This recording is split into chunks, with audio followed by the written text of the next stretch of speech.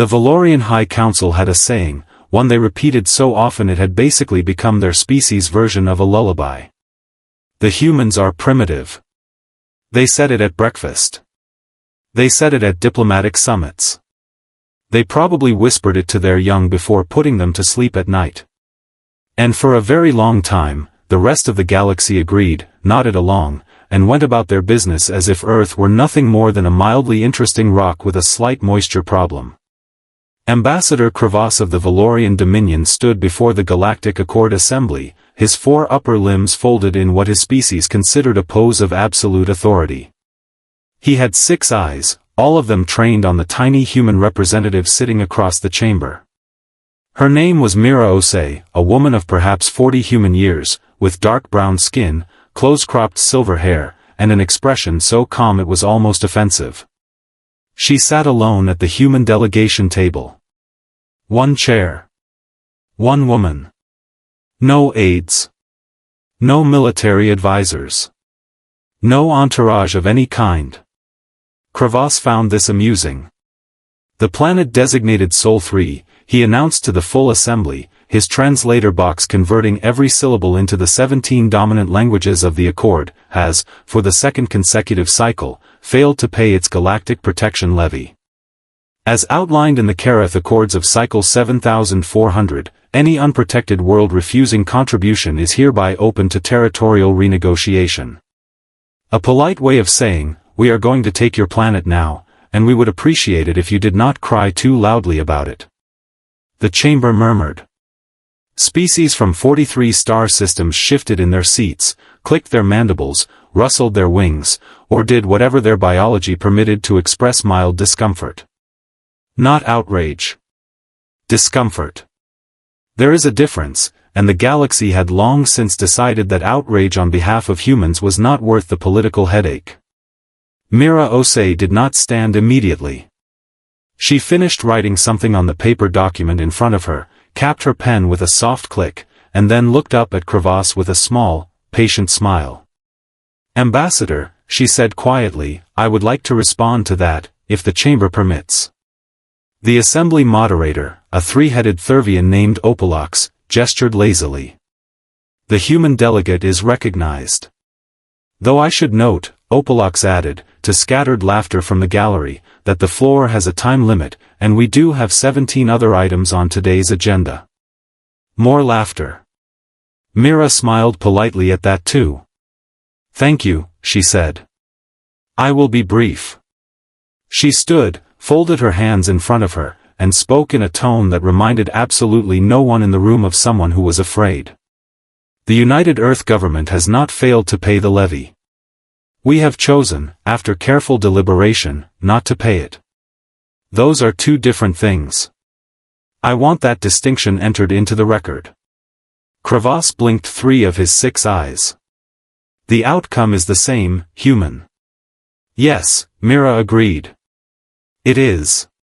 However, I was asked here today to deliver Earth's official response to the Velorian territorial claim, and I want to make sure everyone in this chamber hears it clearly. She reached into the slim case beside her chair, and produced a single folded document. 14 months ago, Earth submitted a formal request to the Galactic Accord to be reclassified from Category 4, Protected Developing World, to Category 1, Independent Sovereign Military Power. The murmuring in the chamber died. Completely. Opalox leaned forward with all 3 heads.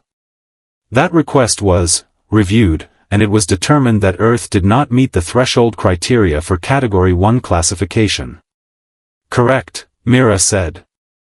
You determined that we lacked sufficient warship tonnage, organized fleet command structure, and proven combat capability against Accord-recognized threats. She unfolded the document. So we spent 14 months fixing that. Krevoss made a sound that his species used to express something between confusion and the early stages of concern. Fixing it how, exactly? Mira set the document flat on the table and turned it to face the main chamber display screen, where a translator drone immediately scanned and projected its contents for the full assembly to read. It was a fleet manifest. A very long fleet manifest.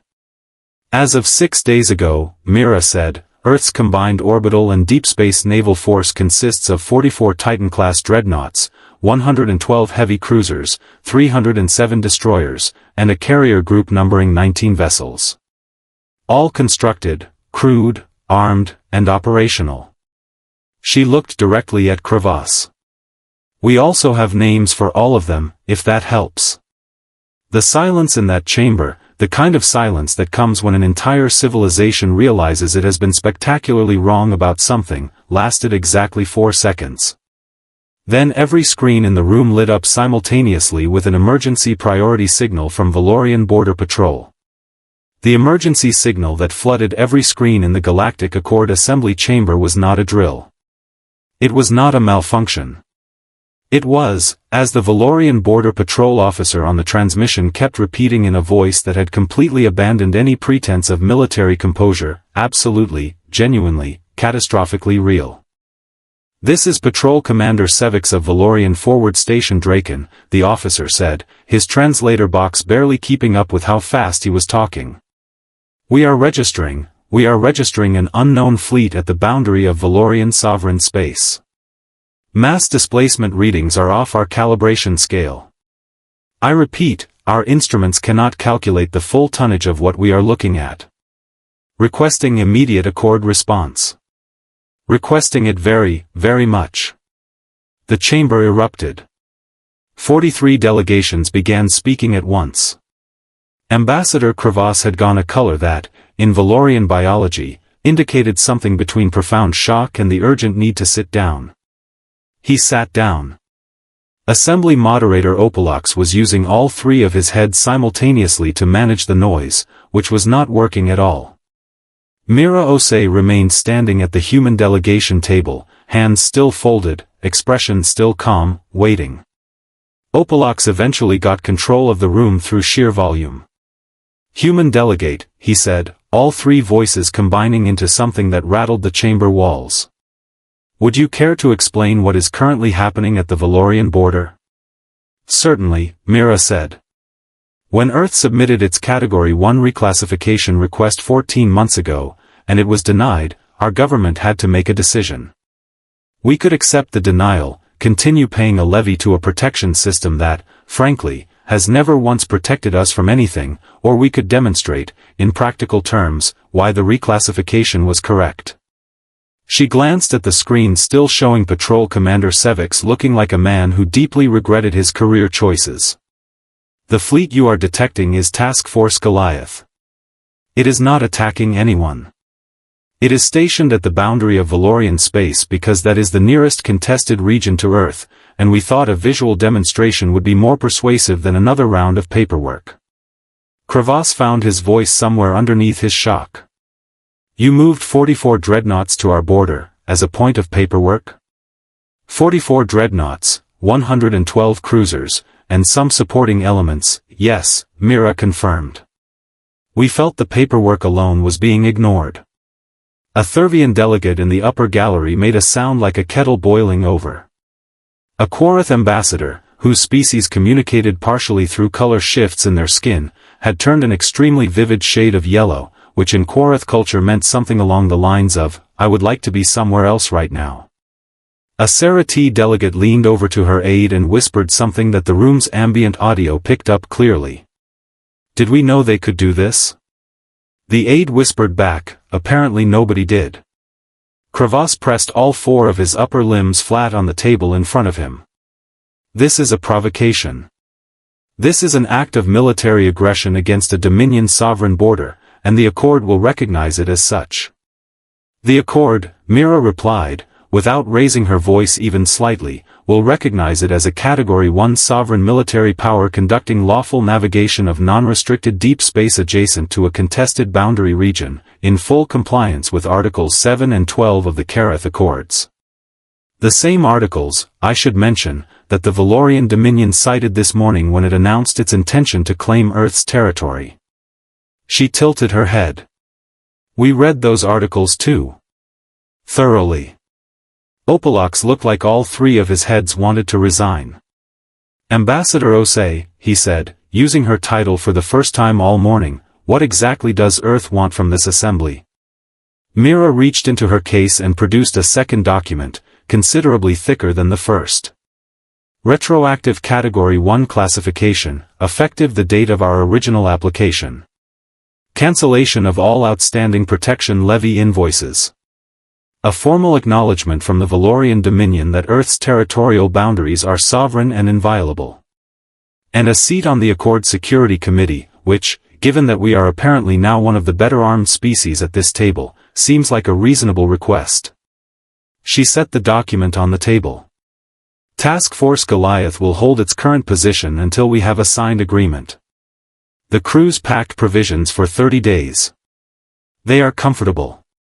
The silence this time lasted longer than 4 seconds. It lasted long enough for Patrol Commander Sevix to appear on screen again, this time simply pointing his camera at the view outside his station window. The stars in the transmission were wrong. They were not stars. They were running lights. Hundreds of them, arranged in perfect formation, stretching further than the frame could contain, absolutely still, absolutely patient, burning like a second sunrise against the dark. Krevoss stared at that image for a long moment. Then he looked at Mira Osei. Then he looked at the document she had placed on the table. Then, with the slow and dignified movement of a creature who had just understood something irreversible about the shape of the universe, he picked up the document and began to read. Nobody in that chamber laughed about the humans anymore. Not that morning. Not ever again. And somewhere, 44 dreadnoughts held their line, quiet and immovable, like a message written in steel across the face of the dark, waiting with all the patience of a species that had spent 10,000 years being underestimated, and had finally, quietly, decided it was done. Friends, if you are enjoying our videos and want to watch new and exciting sci-fi and HFY stories every day, then don't forget to subscribe to the channel. Also, make sure to turn on the bell icon so you never miss any of our latest uploads. Like the video and share it with your friends as well, so our community can continue to grow and bring you even more amazing content.